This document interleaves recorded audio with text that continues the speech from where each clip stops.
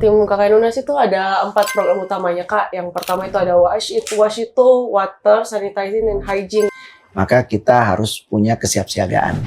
Nah, ini yang kita pesankan ke masyarakat selalu. Kami paling wanti-wanti tuh kami di sini untuk membantu, bukan untuk menjadi beban begitu.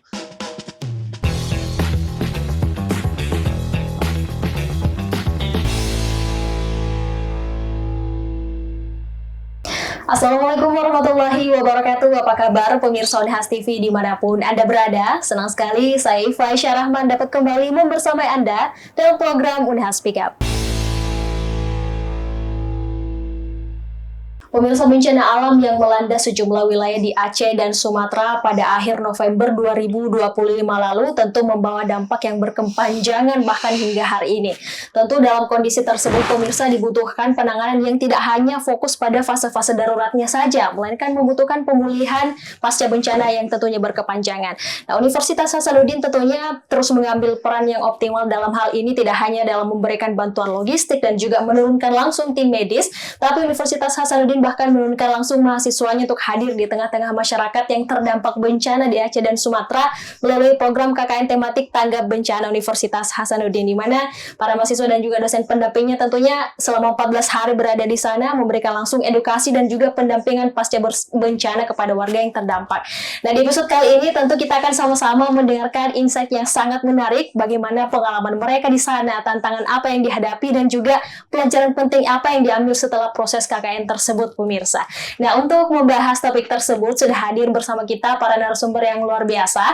Langsung saja pertama kita sapa narasumber kita, ada dosen pendampingnya dan juga tentunya sebagai Kepala Pusat Studi Kebencanaan Universitas Hasanuddin, ada Bapak Ilham Alimuddin STMGIS PhD. Selamat siang, Pak. Selamat siang. Assalamualaikum warahmatullahi wabarakatuh. Pak Ilham, kabarnya hari ini? Alhamdulillah sehat. Alhamdulillah sehat, luar biasa. Sehat, ya. Kali kedua ya Pak ya hadir di Unhas Speak Up. Terima kasih Ini atas kedua kesediaannya kalinya lagi hadir bersama kami di Unhas Speak Up. Selanjutnya tentu tidak afdol nih pemirsa kalau kita tidak mendengarkan juga langsung POV dari mahasiswanya nih yang ber-KKN di sana. Untuk itu sudah hadir bersama kita 2 orang mahasiswa KKN tematik Tanggap Bencana Unhas, ada Kak Deswira Natalia Maluda dan Kak Muhammad Idris Irfandi. Selamat siang Kak Des dan Kak Idris. Gimana Kak kabarnya hari ini? Alhamdulillah sehat. Alhamdulillah sehat ya. Alhamdulillah Terima sehat. kasih sudah berkenan hadir tentunya untuk sharing-sharing di Unhas Speak Up hari ini. Nah, berbicara soal KKN Tanggap Bencana ini Pak, Siap. mungkin saya ke Pak Ilham dulu ya. Ini kan tentunya Unhas juga punya KKN yang reguler. Betul. Awal mulanya apa sih yang melatar belakangnya kemudian Unhas menginisiasi ada KKN yang khusus untuk tanggap bencana ini, Ya. Pak? Baik. Makasih. Assalamualaikum warahmatullahi wabarakatuh. Waalaikumsalam. Pemirsa Unhas TV yang saya hormati. Ini kali kedua ya kita diundang Betul. Unhas TV untuk sharing, dan kebetulan eventnya kami memang terlibat langsung di Aceh kemarin ya, di Aceh Tamiang, sehingga ini forum yang bagus untuk berbagi cerita Betul. dan apa-apa yang terkait pada kebencanaan. Jadi terkait jawaban Mbak Iva tadi, sebenarnya Universitas Hasanuddin sudah menginisiasi KKN Tanggap Bencana ini dari dulu. Sudah sejak dibentuknya Pusat Studi Kebencanaan, yaitu dari awal kita sudah memasukkan agenda KKN dengan tematik kebencanaan. Jadi waktu itu masih lokal, kita bantu daerah-daerah kabupaten-kabupaten memang yang rawan ya. Di Goa waktu itu kita turunkan 200 sampai 300 mahasiswa untuk longsor. Kemudian saya ingat sekali di Takalar dengan abrasi pantai, dan beberapa tahun kita drop mahasiswa di Luwu Utara yang sering terjadi banjir ya. Jadi KKN tematik kebencanaan ini sudah dari awal kita sudah gagas. Jadinya sehingga kejadian bencana di Aceh dan Sumatera kemarin itu otomatis langsung kita berpikir bagaimana menurunkan adik-adik yang memang kita rekrut dulu. Jadi tidak langsung. Jadi mereka kita buka beberapa hari dan mereka mendaftar dan kita mewawancara juga. Jadi adik-adik yang kita kirim ke lokasi bencana ini adalah anak-anak yang memang siap. Ya, istilahnya mereka secara skill dan bukan justru jadi beban ke masyarakat yang terdampak seperti itu. Jadi KKN Tanggap Bencana ini bahkan tahun lalu kita turunkan dengan logistik sama-sama itu di Belopa, di Luwu, waktu longsor dan banjir di Luwu tahun kemarin kan, di bulan Maret tahun kemarin itu. Maksudnya ya 2 tahun lalu, karena ini udah 2026 ya, di 2024 yang lalu. Nah, sehingga ketika terjadi bencana Aceh, seminggu setelah itu kita sudah turun setelah tim medis ya, Nah, kita buat pengumuman, kemudian kita rekrut adik-adik yang memang siap untuk kita bawa. Jadi waktu itu ada 14 ditambah dengan anak SAR juga waktu itu yang ikut bersama kita. Jadi pada dasarnya KKN tanggap bencana, tanggap darurat ini, alhamdulillah UNHAS sudah punya polanya. Punya polanya. Nah, karena kita integrasikan dengan pengabdian kepada mahasiswa.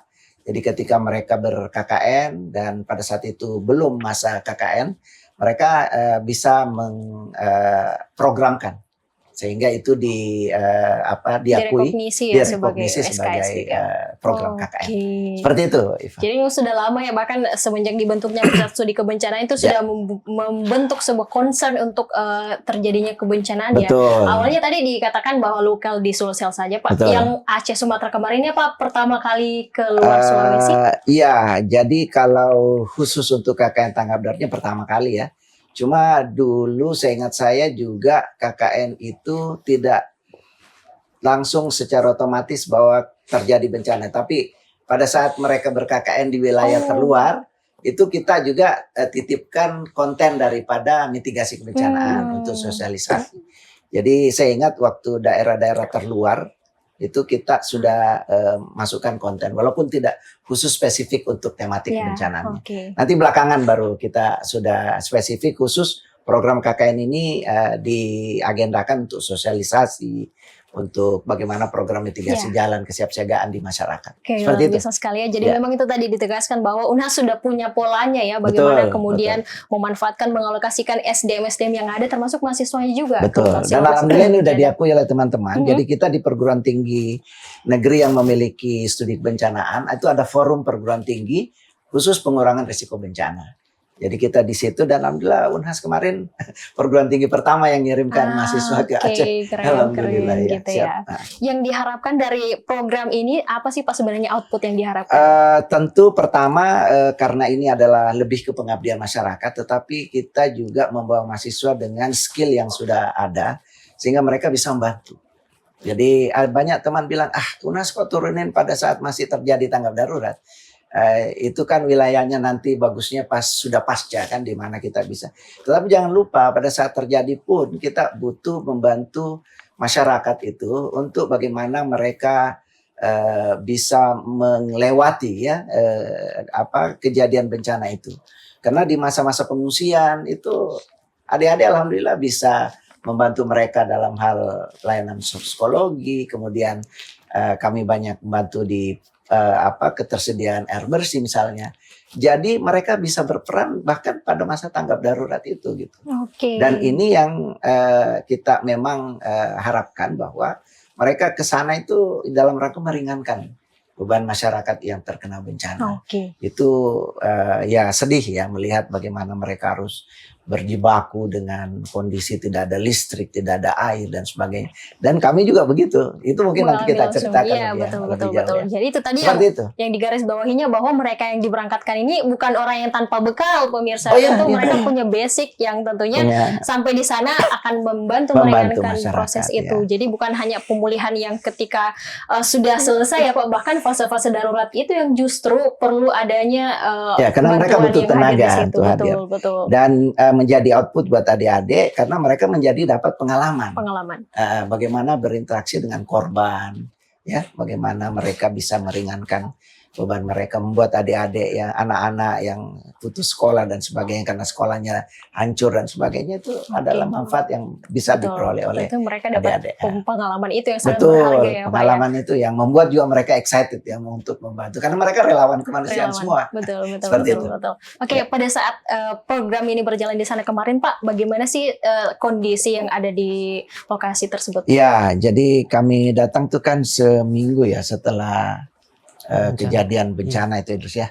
Kita datang, kita berangkat subuh waktu itu karena kita hanya punya waktu 2-3 hari persiapan.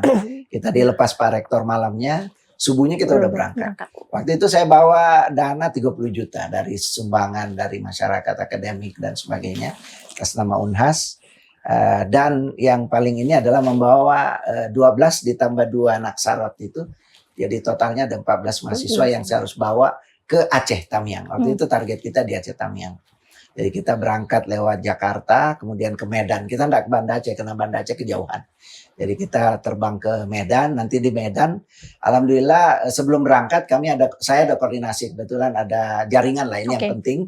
Kita sudah ada jaringan teman di sana yang siap untuk menyiapkan posko, karena kita tidak boleh datang menjadi beban masyarakat di sana kan. Jadi kita juga harus siap, kita bakal tinggal di mana dan sebagainya, apalagi membawa rombongan kan. Alhamdulillah kita udah ada kontak di sana, sehingga waktu tiba di Medan kita sudah ada transport yang siap membawa kita ke Aceh Tamiang. Cuman sebelum berangkat ke lokasi, kita beli logistik dulu karena kita bawa uang nih. Jadi kalau bawa logistik dari Makassar kan nanti over bagasi gitu. Iya. Ya, gitu ya Idris ya. Jadi kita beli bahan, tentu sembako ya, bahan pokok seperti beras, telur ya. Adik-adik lah yang belanja, kita belanjakan dana ini. Kemudian yang paling penting juga kita beli adalah alat penjernih air. Ini yang penting yang mereka butuhkan di sana. Jadi saya beli 1 unit waktu itu. Ya lumayan dengan harga 5 jutaan kalau enggak salah. Saya bilang ini penting. Itu jadi kita bawa. Jadi kita sewa 1 truk, bukan truk ya, pickup ya. Ya, pickup. Pickup.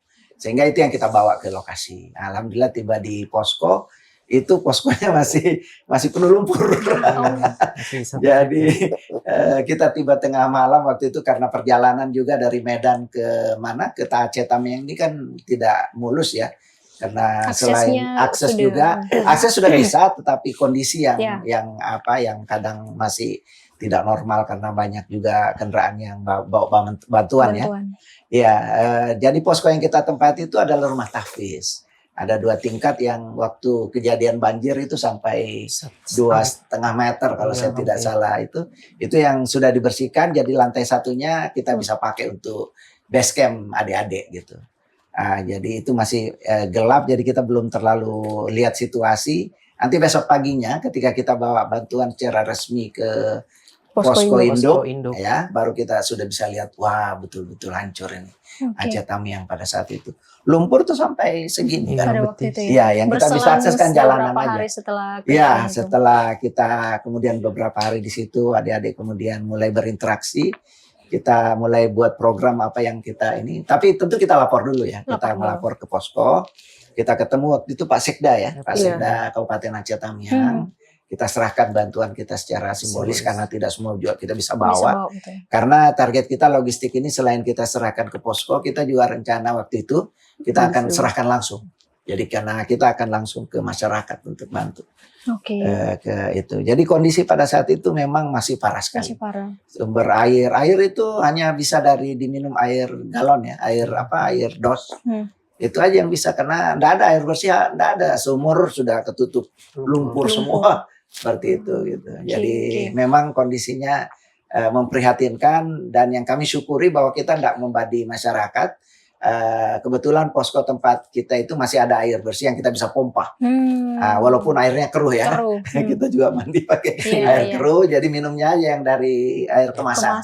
Seperti itu ya. Alhamdulillah. Jadi karena memang selang waktu dari kejadian dengan pelaksanaannya tidak jauh ya Pak. Jadi jauh, itu saat cuma seminggu, sampai ya. di sana pemirsa bisa dibayangkan tentu bagaimana keadaannya. Ya, kami sudah bisa melihat. Ya. Kita kemudian ke Kak Des dan Kak Idris ya. Saya mulai dari Kak Des mungkin dulu kesannya nih Kak Des saat melakukan kegiatan di sana. Mungkin dari awal datang deh, bagaimana kesannya ketika sampai di sana? Dari awal datang itu kan Kak memang udah malam yang dijelasin sama Pak Ilga tadi. Jadi kita belum lihat kondisi daerahnya secara langsung. Pas tiba di posko, pas lihat wah lumpurnya itu ada di mata kaki pas turun. Tapi karena kita udah capek, jadi habis angkat logistik itu kita langsung beberes badan baru tidur. Besok paginya pas bangun baru lihat kayak wow, lumpurnya tuh lumpur di mana-mana. Iya. Terus jalan ke posko induk itu mumpung lagi cerah mataharinya, itu udah buka banyak. Jadi kita selama perjalanan itu pakai masker terus.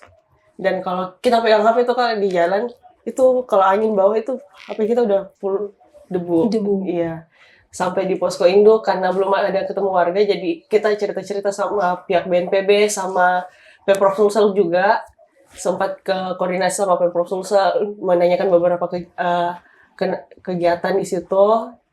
Terus sorenya kita pergi ke daerah Sukajadi. Nah di Sukajadi itu kita baru ketemu masyarakat di sana, mulai cerita sama adik-adiknya, ibu-ibunya. Sekarang kita survei beberapa titik air. Itu sih. Oke. Kalau Kak Idris sendiri ada nggak pengalaman-pengalaman tentu ekspektasi ketika sampai di sana gitu yang menarik untuk diceritakan nih Kak? Oh, kalau kesan mungkin saya mewakili semua teman saya. Jadi kesan kami tuh sebelum datang di sana, kami tuh kesannya lebih kayak ekspektasinya paling buruk begitu Kak. Ya, pokoknya Jadi- siap hidup tanpa air. Iya, mau listrik, lampu, dan juga jaringan dan tempat tinggal kami udah ekspektasi udah yang terburuk begitu Kak. Jadi timpa ke sana Kak, kami merasa udah lebih siap lah dan juga persiapan kami cukup mepet. Jadi kami harus kayak kerjasama untuk bagi tim dan pas ke sana Kak, pas subuh-subuh itu kami kayak gedebuk-gedebuk. Jadi kami harus kayak cepat-cepat harus apa koordinasi yang perlu kami lakukan dan setelah sampai di sana Kak, pas kami belum sampai di posko kami melihat di samping-samping kayak listrik mati, kayak di sana kotanya kayak kota mati Kak. Dan itu sangat kami sangat memprihatinkan begitu pada kondisi tersebut. Dan pada saat kami tiba di posko, kami juga merasa kaget karena masih ada sekitar situ lumpur dan juga listrik juga di daerah sekitar situ masih Gelap gulita. Dan pada saat itu kami juga pada hari pertama membersihkan posko dan juga simbolisnya tadi Pak Ilham Penyerahan. bilang. Dan kami merasa banyak hal yang harus kami pelajari dan apa sih yang program-program yang kami harus lakukan karena pada ekspektasi itu kami programnya menyelesaikan apa sih yang dibutuhkan dan Kondisi di sana. iya, di sana. Jadi kami bukan untuk kayak semena-mena buat program yang sebelum yang kami mau lakukan, kami harus survei dulu seperti Des bilang. Jadi alhamdulillah kami ekspektasinya kami sudah kalau nggak salah 2.700 penerima manfaat Kak yang kami berikan di sana selama Kak. program tersebut programnya. Oke. Jadi sebelum berangkat itu sudah dipersiapkan ya mentalnya, pokoknya ekspektasinya kondisi terburuk lah, listrik ada dan lain sebagainya gitu ya. Jadi memang sudah siap mental sebelum berangkat ke sana teman-teman. Terkait dengan program tadi sempat disinggung sedikit, saya ke Kades kembali mungkin secara garis besar Kak, program-program apa saja sih yang dilaksanakan di sana tadi itu? Tim KKN UNAS itu ada 4 program utamanya Kak. Yang pertama itu ada WASH itu water, sanitizing, and hygiene. Jadi tim WASH itu berfokus pada penyediaan air bersih, distribusi air bersih, sama penggalian sumur warga. Jadi kayak di beberapa titik masjid itu yang punya sumur itu teman-teman sama relawan gabungan itu gali kuras sumurnya sampai habis, terus dipasangi filter kalau di daerah Babo, kemarin masjid Babo. Terus dipasangi filter air supaya airnya tuh bersih dan siap minum. Jadi warganya dapat air bersihnya di situ. Terus kalau air bersihnya itu kadang juga teman-teman kalau tidak lagi kuras sumur itu distribusi air bersih. Jadi satu hari itu bisa 4.000 liter. Sesi pagi sekitaran jam 8, jam 7. Terus nanti dilanjut jam 4 sore sampai habis. Itu distribusinya di daerah Tamiang. Gitu Pak. Terus ada LDP, layanan dukungan psikososial anak. Kita itu berfokusnya ke anak, jadi kita bantu untuk trauma healing. Terus kita ajak main, ajak cerita. Jadi kalau abis main-main itu kadang anak-anaknya cerita bilang, Kak di rumahku hanyut loh Kak. Kadang kayak gitu. Terus kadang kita juga kasih bingkisan adik-adiknya, ajak bawain mainan, susu. Terus ada distribusi logistik juga ke beberapa daerah. Teman-teman sempat ke Bener Meriah. Nah di situ tuh teman-teman bermalam. Karena sebenarnya mau naik lagi tapi aksesnya terputus karena longsor. Jadi teman-teman sampai di Bener Meriah itu distribusi logistiknya. Sama yang terakhir itu ada promosi kesehatan. Jadi kalau misalnya teman-teman habis distribusi air, teman-teman ajak warganya, Ibu kalau penampungannya dikuras sebaiknya. Karena kemarin kita sempat mau distribusi air ke warga, tandonnya itu ada belatungnya Kak. Warganya tidak lihat baik-baik. Ya, jadi kita edukasi bilang kalau sudah untuk habis, hygiene itu penting sekali. ya, lebih baik dikuras juga. Terus adik-adiknya kita ajar cara cuci tangan yang benar pas kita nanti udah bangun sekolah di akhir Iya. KKN kami. Oke, jadi ada 4 itu Iya, ada 4 ya, ada tuh. wash, Iya. LDP, kemudian distribusi logistik, dan ada promosi kesehatan itu tadi yang betul. tentunya mengedukasi masyarakat. Nah, tentu sebelum program-program tersebut dirumuskan ada proses survei dulu mungkin ya Kak. Iya. Idris mungkin boleh dijelaskan bagaimana survei persiapannya nih sebelum menentukan program yang dilaksanakan ini Kak. Kalau proses survei itu kami melakukan di Posko Indo Kak. Jadi kami melihat data-data apa sih data-data yang perlu bisa dilakukan, dan kami juga setiap kalau misalnya tim WOS itu biasanya mereka yang kasih data begitu Kak. Jadi apa yang perlu dibutuhkan. Jadi biasanya kami itu paling urgent WOS dulu. Dan kami melihat data-data dari masyarakat tersebut atau desa atau kecamatan tersebut, apa yang mereka butuhkan begitu. Apakah sudah mendingan? Kalau misalnya WOS-nya sudah mendingan, kami pasti akan melakukan lebih program lainnya, karena saya rasa air itu paling penting di sana Kak. Dan setelah melihat perkembangan beberapa hari, kami masuk di layanan dukungan sosial. Kami juga biasanya pas di Babu kemarin kami melakukan perjalanan 6 jam ya. 6 jam. 6 jam lebih atau kurang. Di sana kami bersamaan juga biasanya kami melakukan WOS sama layanan dukungan psikososial untuk anak-anak Kak. Karena sekalian data juga untuk data-data di survei sana, kami juga melakukan data biasanya itu pada saat kalau misalnya ada ketemu relawan-relawan lain, kayak misalnya kemarin dari Pemprov Sulsel, kami menanyakan titik-titik apa yang bisa kami berikan begitu supaya tepat sasaran Kak dan dibutuhkan. Kami juga melakukan survei, biasa kami menanyakan di beberapa posko induk dan juga beberapa relawan dari universitas lain. Kalau kemarin kami sempat menanyakan di Universitas Sumatera, Unstri, dan juga universitas dari beberapa Jawa Kak. Jadi itu sih hasil dari survei kami, dan setelah kami mendapatkan survei itu, kami biasanya melakukan briefing. Jadi kami biasanya melakukan briefing tiap hari Kak. Jadi setelah briefing itu apa sih yang kami bisa lakukan untuk besok, dan apa sih yang perlu dilakukan dalam surveinya. Dan itu sih berapa yang bisa kami lakukan dan bisa lebih tepat sasaran dan lebih efisiensi. Oke, jadi tentunya survei yang panjang ya ke posko induk, ke relawan-relawan yang lain. Tentunya di sini sangat nampak bahwa memang penanganan ini banyak orang yang berkolaborasi, banyak pihak yang berkolaborasi di sana. Tentunya saling bekerja sama, itu tadi tujuannya agar tentu penerima manfaatnya lebih merata ya, lebih sesuai dengan yang diharapkan. Dan selanjutnya pemirsa, kita akan bahas bagaimana kemudian respon dari masyarakat nih dengan teman-teman KKN, tapi setelah jeda berikut ini. Oke.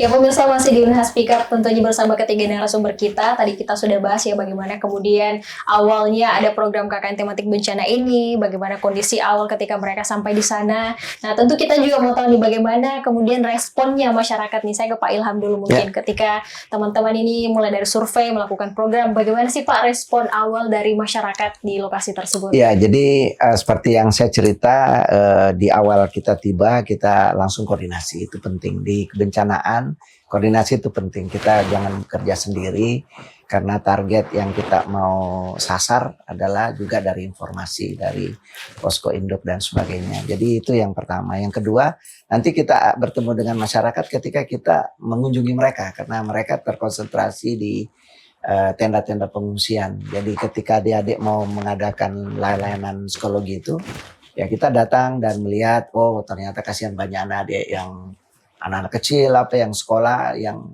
tidak usia sekolah ya, yang tidak ini. Jadi kita target seperti itu. Dan alhamdulillah mereka responnya sudah sangat inilah, istilahnya malah ada, kita ke rumah sakit Aceh Tamiang waktu itu, karena kita juga koordinasi dengan Pemprov waktu itu, mereka turunkan tim kesehatan ya, walaupun UNAS kan sudah turunkan tim medis ke kabupaten lain. Jadi kita juga sempat berinteraksi dengan mereka. Ada satu tempat di situ kita ketemu masyarakat yang memang sumurnya sudah ketutup lumpur. Nah itu yang coba kita kuras dulu, baru kemudian kita filter sehingga bisa dapat air bersih. Nah di situ itu di tepi sungai itu semua rumah hanyut. Jadi ibu ini cerita bagaimana dia melihat rumahnya hanyut dan sebagainya, dengan sedih cerita, dan saya juga sempat terenyuh waktu itu. Jadi dengan kedatangan kita, kita bawa bantuan dan sebagainya itu mereka sangat terenyuh ya, bahwa masyarakat Indonesia yang lain itu mau datang jauh-jauh, apalagi kita tahu kita dari Makassar. Wah jauh sekali ya, dia bilang aduh terima kasih sekali nih kita bisa dibantu. Jadi bantuan yang kita simpan di posko itu kita atur logistiknya. Dan alhamdulillah kita punya mobile transportation ya. Jadi kita terpaksa harus nyewa kendaraan. Ya kita punya kendaraan yang kita bisa pakai untuk bawa bantuan. Ada satu pickup, ada 2 Avanza gitu ya. Ya, jadi adik-adik juga bisa termobilisasi. Karena kalau enggak ada kan susah jalanan seperti itu, membawa bantuannya agak susah. Jadi pada intinya Iva adalah respon masyarakat itu sangat-sangat positif sekali. Pihak pemerintah juga, dan kita terus koordinasi dengan BPBD dan pihak BNPB di Aceh Tamiang itu. Jadi hal-hal yang bisa kita koordinasikan sehingga mereka bisa buat program, itu terus berkoordinasi. Jadi kalau tadi kita ada kerjasama dengan misalnya Kagama, kemudian itu karena kita integrasi. Jadi kita UNHAS tidak bekerja sendiri. Seperti itu. Jadi ada kerjasama yang dijalin. Kerjasama yang kita juga sampai jaga di sana, di daerah dampak ya, seperti itu. Oke. Tadi terkait mungkin ke mahasiswanya dulu ya. Tadi sempat disebutkan sekitar 2.500 penerima manfaat ya kayak dari program ini. Itu bagaimana sih kemudian mencoba merangkul mereka begitu? Itu kan dalam programnya tadi ada yang promosi kesehatan dan sebagainya. Pada intinya kita ingin mengedukasi mereka begitu. Bagaimana kemudian merangkul mereka untuk turut berpartisipasi gitu dalam pelaksanaan program ini Kak selama di lapangan? Kalau kita bagaimana caranya kita merangkul itu memang pas awalnya itu agak susah karena kayak semuanya fokus ke rumahnya atau maksudnya, tapi kita datang terus kita panggil satu-satu anaknya, kalian mau main nggak?